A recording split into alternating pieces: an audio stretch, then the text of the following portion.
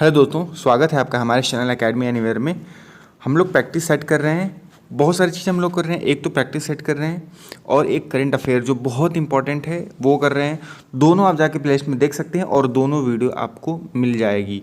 दोनों वीडियो आपको मिला करती है। टेस्ट सीरीज़ कभी कभी सुबह 11 बजे आता है, लेकिन कभी कभी लेट भी हो सकता है, तो शाम को आपको मिल जाएगा। लेकिन कोशिश मैं करता हूँ कि डेली आपको मिले, क्योंकि पेपर बहुत ज़्यादा दिन दूर नहीं है। पेपर आने वाले हैं अगस्त में, इसलिए आपको टेस्ट सीरीज डेली मिलती रहेगी पेट के लिए, जो आपके एग्ज़ाम में काफ़ी हेल्पफुल होगी। तो ये पार्ट नंबर 16 होगा। इसके पहले जो भी हमने क्वेश्चन किए हैं वो जाके आप डिस्क्रिप्शन बॉक्स में लिंक होगा या ऊपर आई बटन शो हो रहा होगा या चैनल के प्लेलिस्ट में जाके देख सकते हैं। क्वेश्चन है, आज़ाद हिंद फौज इंडियन नेशनल आर्मी का गठन किसके विरुद्ध लड़ने के लिए किया गया था? ऑप्शन है जर्मनी था, जापान के, भारत में ब्रिटिश के, तो यही करेक्ट आंसर इसका बी है। जापान के या रूस के, तो करेक्ट आंसर इसका बी है। भारत में ब्रिटिश के विरुद्ध लड़ने के लिए इंडियन नेशनल आर्मी का गठन किया गया था।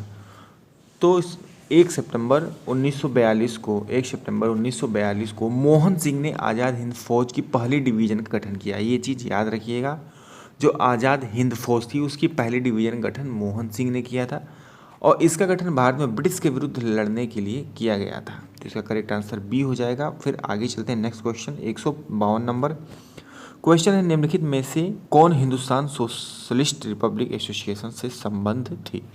सुभाष चंद्र बोस, महात्मा गांधी, भगत सिंह या लक्ष्मी सहगल? तो ये थे भगत सिंह। करेक्ट आंसर इसका सी है, भगत सिंह।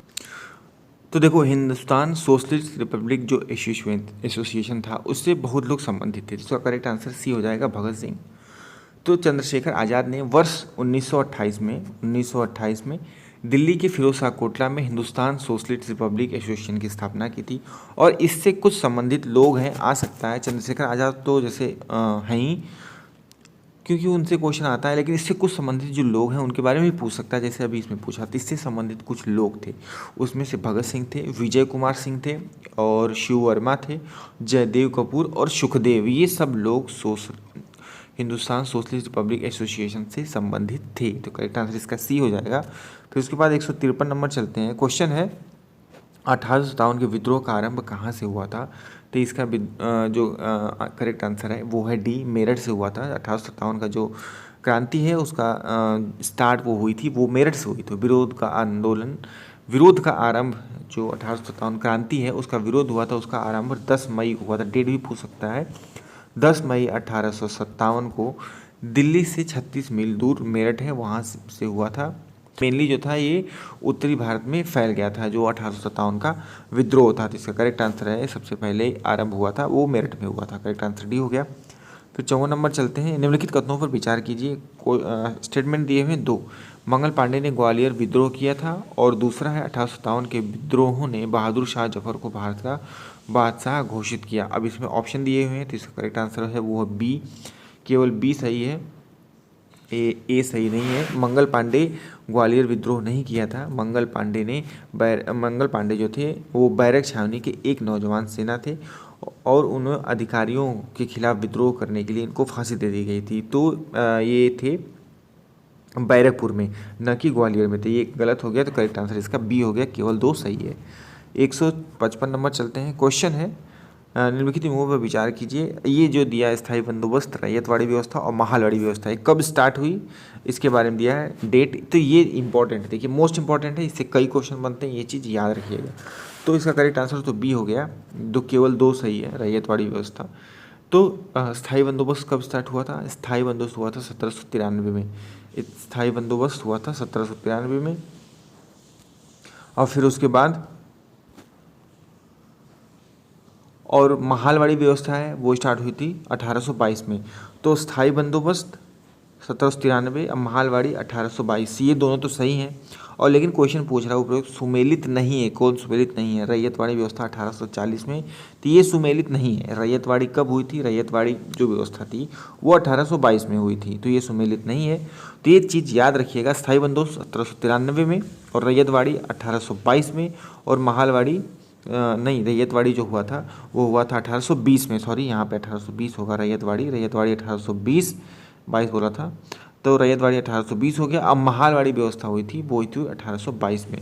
तो सबसे पहले आया था स्थायी बंदोबस्त, फिर उसके बाद आया रैयतवाड़ी, फिर आया महालवाड़ी। ये चीज़ याद रखिएगा, ये भी पूछ सकता है कि सबसे पहले क्या क्या आया। सबसे पहले स्थायी बंदोबस्त, फिर रैयतवाड़ी, फिर महालवाड़ी। 1793, 1820, 1822। आगे चलते हैं। 156 नंबर क्वेश्चन है 19वीं सदी में ब्रिटिश सरकार द्वारा अपनाए गए श्रम सुधारों का प्रमुख कारण क्या था। ऑप्शन है मजदूर आंदोलन, भारतीय बुद्धिजीवियों द्वारा चलाया गया आंदोलन, ब्रिटिश उद्योगपतियों का दबाव या ईसाई मिशनरियों का दबाव। तो 156 जो क्वेश्चन है उसका करेक्ट आंसर वो सी है, ब्रिटिश उद्योगपतियों का दबाव। आगे चलते हैं। फिर क्वेश्चन है 19वीं सदी में ब्रिटिश सरकार द्वारा अपनाया गया, ये तो हो गया 156। 157 नंबर क्वेश्चन है भारतीय स्वतंत्रता आंदोलन के दौरान मंजरी सेना और वानर सेना का गठन कब किया गया। तो मंजरी सेना और वानर सेना, ये दो चीज़ें याद रखिएगा। इसका करेक्ट आंसर बी है, सविनय अवज्ञा आंदोलन में इनका गठन हुआ था, मंजरी सेना और वानर सेना का।